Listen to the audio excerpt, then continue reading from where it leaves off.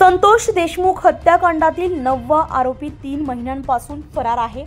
मात्र आज सकाळी अचानक हा आरोपी नाशिकमध्ये एका व्यक्तीसोबत गाडीवर फिरताना दिसून येतोय। नागरिक त्याला ओळखतात आणि काही वेळात हा आरोपी त्याच्या साथीदारासोबत गायब होतो आणि त्यानंतर दिसतो ते फक्त सीसीटीव्ही कॅमेऱ्यात। मात्र खरंच हा व्यक्ती आरोपी कृष्ण आंधळे आहे का आणि असेल तर नाशिकमध्ये त्याचे कोणाशी लागेबंद आहेत हेच आपण या बातमीच्या माध्यमातून बघणार आहोत। मस्साजोग गावचे सरपंच संतोष देशमुख यांच्या हत्या प्रकरणानं राज्यातील वातावरण चांगलंच ढवळून निघालं आहे। संतोष देशमुख यांच्या निर्घुण हत्येचे फोटो समोर आल्यानंतर राज्यामध्ये संतापाची एकच लाट उसळली। संतोष देशमुख हत्या प्रकरणात पोलिसांनी आरोपपत्र दाखल केलं आहे, तर कृष्ण आंधळे हा फरार आहे।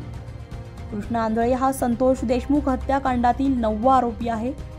आता कृष्ण आंधळे हा नाशिकमध्ये असल्याच्या बातमीनं एकच खळबळ उडाली आहे। कृष्ण आंधळेचा घातपात झाल्याची भीती आणि संशय काही राजकीय नेत्यांनी व्यक्त केला होता। मात्र आज सकाळी फरार कृष्ण आंधळे नाशिकमध्ये बघितल्याचा दावा येथील स्थानिकांनी केलाय। नाशिकमधील गंगापूर रोड परिसरातील दत्त मंदिर चौकामध्ये कृष्ण आंधळेला बघितल्याचा काही लोकांनी दावा केला आहे। याची माहिती समजताच पोलीस घटनास्थळी दाखल झाले। त्यांनी या परिसरातील सीसीटीव्ही फुटेजवरून तपास सुरू केलाय। कृष्ण आंधळे सोबत असणारा साथीदार नक्की कोण याची देखील आता चर्चा सुरू झाली आहे। कारण कृष्ण आंधळेला हटकल्यानंतर या साथीदारानं त्याला बाईकवरून पोबारा केलाय। त्यावेळी कृष्ण आंधळे सोबत असलेला साथीदार हा स्थानिक असण्याची शक्यता आहे। संतोष देशमुख हत्या प्रकरणात नाशिक कनेक्शन समोर आलं होतं, त्यामुळे वाल्मिक कराडशी संबंधित कोणीतरी कृष्णाला मदत करत असल्याचा संशय आहे। या साथीदाराने कृष्णाची ओळख पटवल्यानंतर ज्याप्रमाणे बाईक पळवली त्यानुसार त्याला स्थानिक रस्त्यांची अधिक माहिती असण्याची शक्यता आहे। त्यामुळे कृष्णासोबत आता त्याच्या साथीदाराचा देखील शोध पोलिसांकडून सुरू झालाय। सीसीटीव्ही फुटेजमध्ये दिसणारा व्यक्ती हा खरंच आरोपी कृष्ण आंधळे होता का? जर संतोष देशमुख यांच्या हत्येतील आरोपी नाशिकमध्ये आढळला तर संतोष देशमुख यांच्या हत्येचे धागेदोरे नाशिकपर्यंत असतील की काय अशी चर्चा आता सुरू झाली आहे। त्यामुळे आता पोलीस सीसीटीव्हीच्या आधारे कृष्ण आंधळे आहे की नाही याचा तपास करत आहेत आणि सीसीटीव्ही फुटेजच्या आधारे हाच जर कृष्ण आंधळे म्हणून आढळला तर संतोष देशमुख हत्याकांडामध्ये नाशिक जिल्हा चर्चेत आल्याशिवाय राहणार नाही।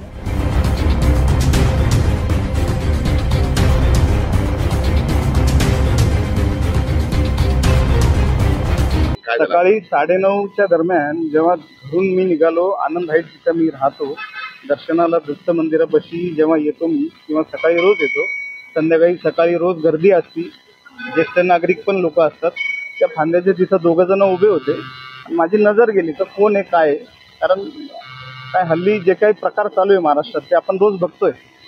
त्यांनी जेव्हा मास्क खाली केला लगेच ओळखलं का हा कृष्ण आंधळे, आणि कृष्ण आंधळे असताना लगेच 9:42 गंगापूर पोलीस स्टेशनला फोन केला आणि तो मखमलाबादच्या दिशेने निघून गेला।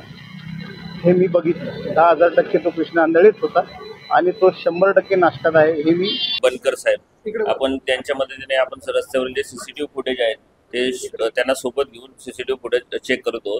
त्या ठिकाणी सुयोजित गार्डन आहेत, त्या गार्डनच्या या ठिकाणावरील आपण सीसीटीव्ही फुटेज बघितलं। 9:36 तो त्यांनी जी संशयित गाडी सांगितली त्या वर्णनाची आणि ते इसम त्या ठिकाणावर जाताना दिसत आहेत। तर आमच्यासोबत गुन्हे शोध पथकाची क्राईम युनिटची पण टीम आहे, ते आणि गंगापूर पोलीस स्टेशन आता ह्याच गाडीचा जे साक्षीदारांनी सांगितलेले आहे वकील साहेबांनी, त्या गाडीचा आम्ही पुढे शोध घेतो आणि त्या पद्धतीने आमचा तपास चालू।